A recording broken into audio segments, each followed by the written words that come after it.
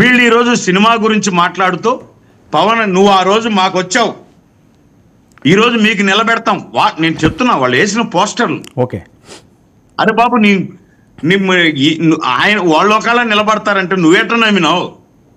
175 బల్లగుద్ది కొడతాం, తొడగొడతాం, మీకు కనపడరు, 2 చోట్ల ఓడిపోయినారు, ఇంక ఏడా కనపడినారు అన్నోళ్ళు 11 సీట్లకు పడిపోయిన వాళ్ళు మేము లేపుతామంటే నువ్వెట్ట నమ్మినావు?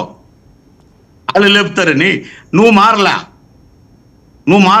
మారాలని మేము కోరుకున్నాం అంతే. నువ్వు మారకపోతే నీ దారి నీది. ఎస్, మేమేమి ఎక్కడ ఎవరిని విమర్శించలే. ఎస్, నువ్వు ఇండివిజువల్గా ఎదిగినా నువ్వు అనుకుంటే ఈ గో హెడ్, ఎక్కడ దీంట్లో వివాదం ఏం లేదు. కానీ వివాదాస్పదమైన వ్యాఖ్యలకు నువ్వు బాధ్యుడు అవుతావు. నీ ఇష్టం వచ్చినట్లు వ్యాఖ్యానాలు చేస్తే నువ్వు జాగ్రత్తగా ఉండాల్సిన అవసరం ఉంది.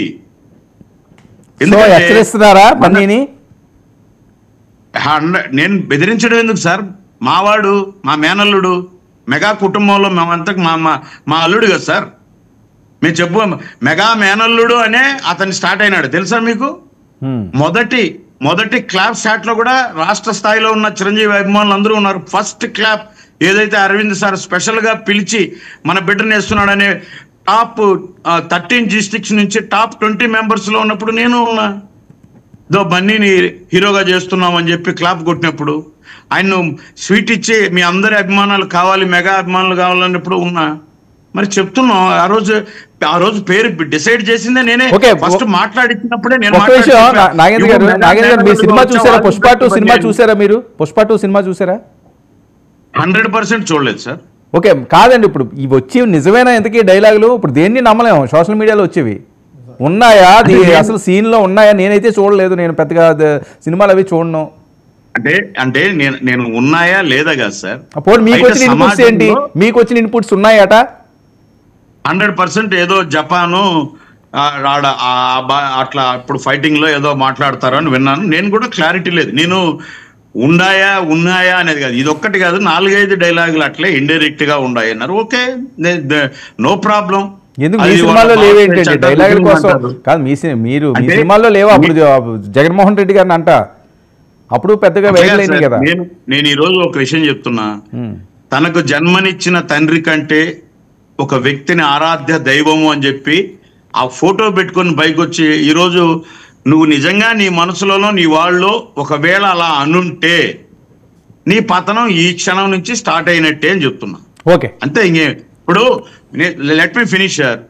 మీరు ఆ విధంగా కుటుంబం నిన్నటి నుంచి నేను ఒకరిద్దరిని నేను ఇప్పుడున్న వాళ్ళతో మాట్లాడలేదు. నిన్న ఒక సందర్భాల్లో మాట్లాడుతున్నా.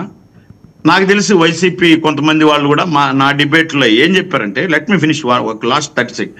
ఏం చెప్పారంటే బంధుత్వం బంధాల గురించి మాట్లాడుతున్నారు. సార్ కొంచెం ఆలోచించుకోండి. ఎందుకంటే సొంత చెల్లెల్ని సొంత తల్లిని మాట్లాడి ఇచ్చిన వాళ్ళు మీరు మేనల్లుళ్ళ గురించి మాకు చెప్పడం ఎందుకు? చెప్పే ముందు మన ముందు చాలా భారతం ఉంది, అది చూసుకోండి. ఓకే, మాట్లాడేది కదా నాగేంద్ర గారు, ఇంకా ఉన్నారు కదా. సురేంద్ర నాయుడు గారు నమస్తే. చూసారా మూవీ మీరు పుష్ప 2?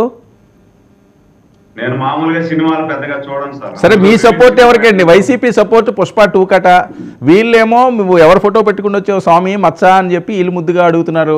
మరి మీ సపోర్ట్ ఎవరికి? కూటమిలో ఉన్న వాళ్ళకి? సార్, ముందుగా మీకు ప్యానల్లో ఉన్నటువంటి పెద్దలకు, అదేవిధంగా 99 వీక్షిస్తున్నటువంటి ప్రేక్షకులకు అందరికీ కూడా శుభ సాయంకాలం తెలియజేసుకుంటూ, సార్ మా సపోర్ట్ సినిమాకు మాత్రమే. సినిమాకు సపోర్ట్ చేస్తున్నాం కాబట్టి కూటమి ప్రభుత్వం వాళ్ళు వచ్చి అడిగిన వెంటనే రేట్లు పెంచుకునే దానికి అవకాశం ఇచ్చారు. మేము అందరూ సమానం, మాకు సినిమా యాక్టర్లు అందరూ కూడా సమానం. ఈడ నా అభిప్రాయం ఏంటంటే ఇది సినిమాను సినిమాగా చూస్తేనే బాగుంటది. సినిమాను సినిమాగా చూడకుండా దాంట్లో ఏదో డైలాగ్ వేసినాడని అది పవన్ కళ్యాణ్ గారికి వర్తిస్తుందో లేకపోతే మెగాస్టార్ చిరంజీవికి వర్తిస్తుందో అని చెప్పడం అనేది నాకైతే ఇది అంత కరెక్ట్ అని నాకు అనిపించట్లే.